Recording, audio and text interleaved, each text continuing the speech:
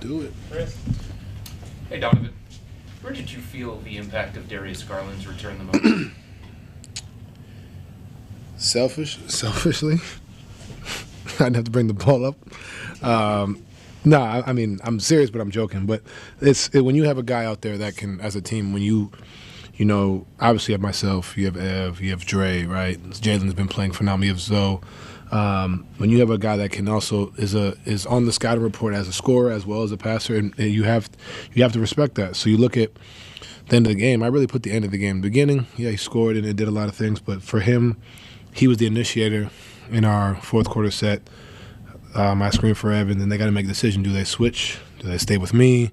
Like, there's so many other things going on. Then that allows him to make plays. Now we're swinging the ball, moving the ball around, and end up closing them out because, obviously they made a little comeback, whatever. But, when you have so many different threats out there, and you saw it work every play. Obviously I had to pass to Ev. He had to skip to DJ, had to skip to Dre. Zoe had to skip to me.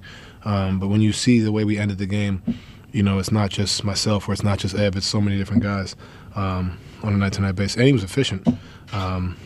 Turnovers or whatever, but he's trying to be aggressive, trying to make plays. Totally understand that you guys are different. Indiana's very different from the spring as well, but this was the first time that you played them after what happened in the playoffs last year. When you play against that team, what kind of feelings does that evoke? I mean, I think it's one of those things where, yeah, they beat us, so you want to beat them. Simple as that. They're different, but most of those, pretty much everybody that played was there last year except for Jay, right? Jay and Jeremiah, right? So obviously their record doesn't reflect the talent they have over there. I think they have a lot of guys that are really, really talented and can go, obviously. But I think when you play a team that knocks you out, you want to win, and we took care of business. You smirked when I asked that question. Why?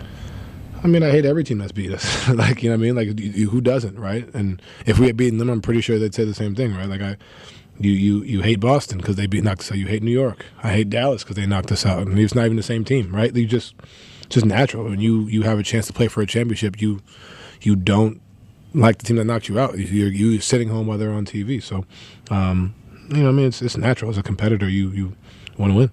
Thank you. Spencer. Don, obviously, in relation to Darius being out there, it seemed like Evan got off to a really aggressive start this season. Just how much does Garland help Evan just kind of, blossom and get out there and sort of take on that role? Well, like I said, it's easier when now you have to guard me, you have to guard DG, you have to guard Dre. So, like, where does the help come from? Right? It makes that decision-making process a lot easier. When you're trying to develop, it's hard when, the guys that helped him continue to grow aren't fully out there, whether it's DG, Max, or whatever. So now you're seeing with that space, with that opportunity, obviously him and DG playing the two-man game, but also himself feeling like he can get downhill and create himself because he knows that they have to stay home on us, right? So I think that's what you're starting to see. And like I said last game, 11 free throws, continuing to get downhill. Even though it's only 13 shots, still 11 free throws. He's still downhill. And then also making the right plays. He's dominated the glass, did a lot, 4 block shots. Like, he was everywhere in the paint tonight, making it tough, and that's what we need. And as much as Darius obviously provides some juice for you guys, getting Jalen back to spot. Man. You spoke so only about him already a ton this season, but what kind of energy did he sort of bring to you guys?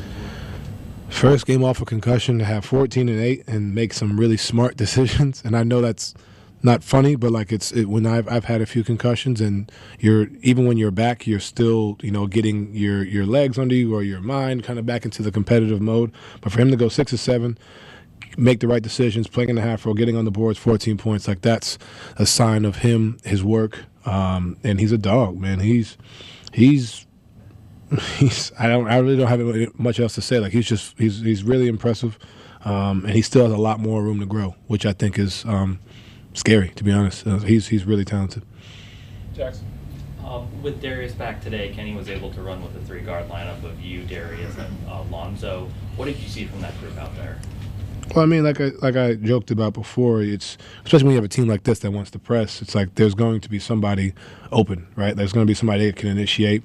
We all have great IQ when it comes to the game and kind of putting guys in the spots. We all can shoot the ball, create attack. So I think that's one thing you saw. And just being able to push the pace once we get the rebound and go and making it tough. You have to kind of look around to figure out where everybody's at and then continuing to trust that each other's going to make the right play. Okay, let's go. Oh,